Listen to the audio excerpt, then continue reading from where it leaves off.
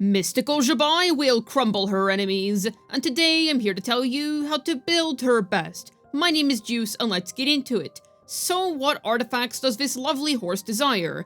None other than 4-piece Knight of the Skies Unveiling. This is easily her best bet, and you should be farming this for her no matter what. She gets a ton of free crit rate from it, especially if you have at least 2 moon sign characters in the team, and you're going to have that no matter what, considering that with Zi Bai, you're basically always going to be playing her with at least Ino, if not Columbina, and at least Aluga, so you're always going to be able to trigger the full effect of this set's passive, which is a very good one at that. Not to mention that it also increases lunar reaction damage, so all around an excellent set, but if you're looking for alternatives on her, then 4-piece Husk of Opulent Dreams or 2-piece Def Percent and 2-piece EM is also going to be effective on her.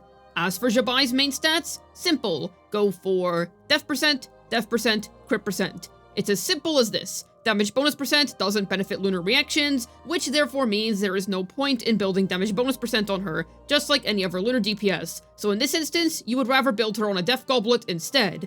As for Zi Bai's stat goals, simple. Go for 60 to 250 crit rate and damage, 2,700 def, and about 120 EM before buffs. And on Harbinger of Dawn, go for 40 to 260 crit rate and damage, 2,600 def, and once again, 120 EM before buffs. The reason why you can get away with less crit rate on Harbinger of Dawn is because with its passive, you're able to get a bunch of free crit rate. Now I should add that you do want to stay above 90% HP in order to access that crit rate, so it can be a little bit inconsistent, but if you're able to use somebody like Zhongli in your final slot, or if you're generally just good enough at dodging, then you should be fine. Just note that that can technically be a little bit inconsistent. And in terms of her ER requirements, so essentially look at it like this. If her ER requirements are above 130 to 140% in a team, then that means that you should burst every other rotation. If it's about 110 to 120, then you can burst once every rotation. The thing is, in her best team, which features Aluga, Columbina, and Goro, you're generally only going to be ulting once every other rotation, but it still pans out and ends up being her best team, so I wouldn't really stress over it too much. Do not worry if you cannot burst literally every rotation. Every other rotation is fine. And it's okay to sacrifice some ER rolls for more offensive subs, because those are just going to be more valuable and it's not going to kill your team's damage if you can't always ult. In terms of sets, I really would just push to get Knight of the Skies Unveiling. It is her definitive best in slot, but all around you can use Husk or 2-piece as a placeholder until you're able to get that.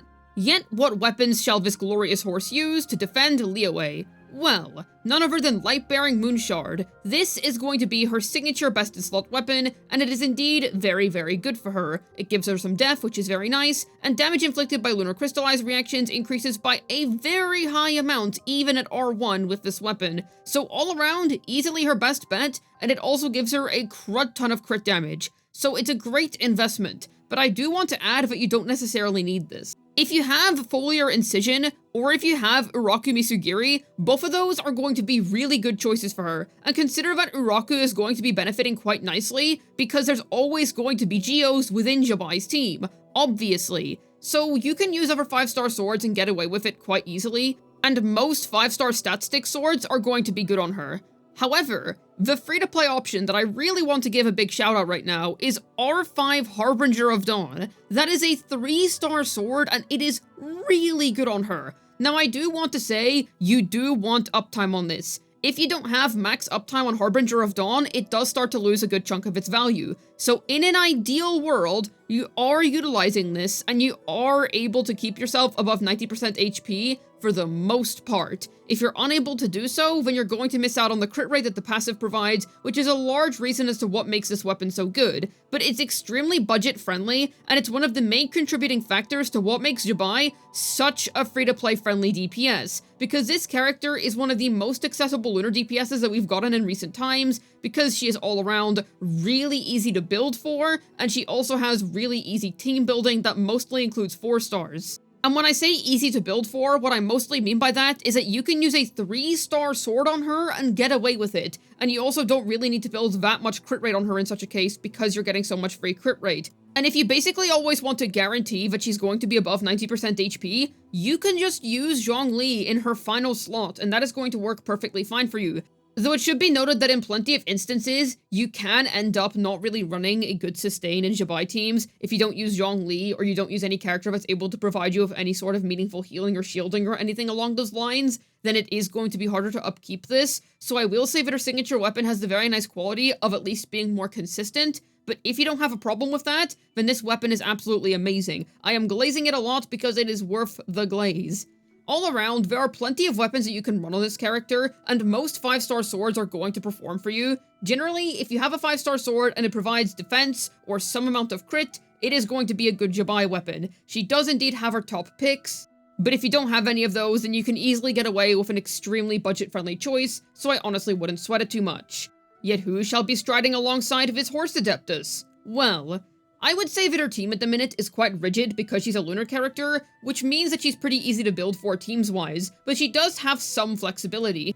And if you're concerned about not having a singular good teammate for her, Zi Bai's own banner literally has a complete team comp for her, so I honestly wouldn't worry about it too much. First, I'll talk about her premium team, and that would involve the horse lady herself, Columbina, Iluga, and then of course either Goro, Chiori, or Zhongli. Those are going to be the main 4th slot teammates that you consider using here.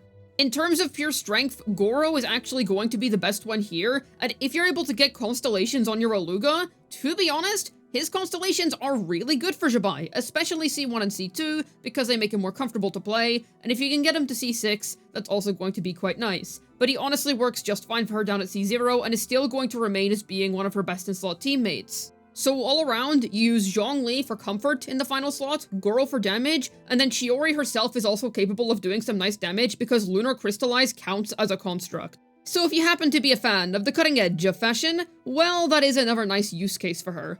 As for her budget team, replace Columbina with Aino, and then just use Goro as the final slot. There you go. That is Zi Bai's free-to-play friendly team, and boy, is it a strong team. So, honestly, for a budget team, this performs really well, and I would say in relation to the other Not Cry DPSs, she definitely has the most well-performing free-to-play friendly budget team. And this is mostly just a result of her dedicated teammate being a 4-star character, so she naturally just lends herself to being free-to-play friendly. So, all around, while she doesn't necessarily have a ton of options when it comes to team building, she doesn't necessarily need a lot of options, because for free-to-plays, her entire team is on her banner, and if you can secure at least one copy of each, consider that Aino is free during the Archon quest anyways, then you're going to have a strong Lunar Crystallized team no matter what, and otherwise, if you're able to secure at least one Iluga and Goro, you should also be fine in that department too. When it comes to Zi Bai's talent priorities, you just want to level up her skill and her burst, and that is pretty much it. All of her relevant scalings are within her skill and burst. Her normal attacks can pretty much be ignored, and that's all you really need to know in relation to leveling up her talents. Do you wish to offer wealth to this beautiful horse? Then let's talk Constellations. Her C1 is really nice because if you go for it, then in the process, you're going to be able to also get some more Iluga copies, which is going to be very nice for you. Her C1 is also just a good constellation in general, and because the Horse Lady is currently so strong at a premium level of investment at the minute, I can definitely advise going for this early con if you want to push her potential even more. She's already absolutely insane at C0, R0, but if you want to go the extra kilometer, then this is not a bad way to do so, because it's honestly a really good C1. Her C2 is absolutely something to write home about. She increases everybody's Lunar Crystallized reaction damage by 30%, and she also just does a crud ton more damage when you get this. All around, a fantastic C2. I will say, you don't have to get this if you want a big boost for her. You can just stop at C1 if you'd like. But if you want to push that even further, well, she is a really meta DPS at the minute, so I wouldn't blame you. This is a great C2, especially considering that she's probably the only Geo DPS we're going to get for the foreseeable future.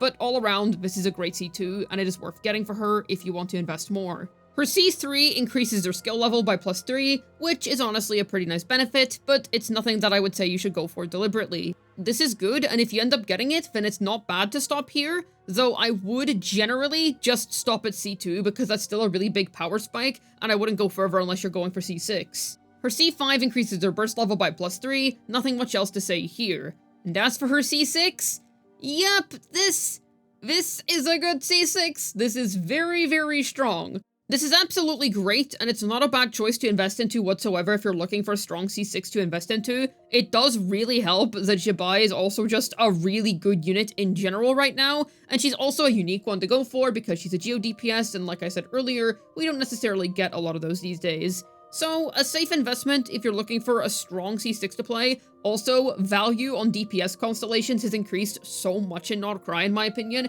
It was already really high in Notland, but it's gotten even higher somehow. So generally, it's a great C6, obviously nothing that you need. Let me emphasize that. You do not need this much damage. You can easily just get C1 if you're looking for an upgrade and be happy there. But if you're a whale that wants to go the extra kilometer, then this is not a bad choice. The main bottleneck you're going to be facing as a whale is more so the fact that because Alug is a 4-star, you're not going to be able to get constellations on him the same way that you would a 5-star, which obviously a 5-star's constellations are eventually going to outscale a 4-star's. So beyond that point, you would have to invest more into Columbina, and if you're okay with that, then awesome, but all around, she doesn't really have some specific 5-star to invest into, but that is jumping into extreme whale territory, so if you're not an extreme whale, then you don't really have to worry about that. All around, this is an extremely strong DPS, and I'm personally a big fan of her. Her gameplay design is cool, I like the character. It's nice to see Geo get some more love, especially since it's been so long since Navia first released. And all around, this is an excellent free-to-play friendly DPS that deals damage in spades, no matter what level of investment that you're working with. Hopefully this video was able to get your Zi Bai absolutely annihilating her enemies with the might of 1,000 horses. This has been Juice, signing out, and I hope you enjoy your new horse lady.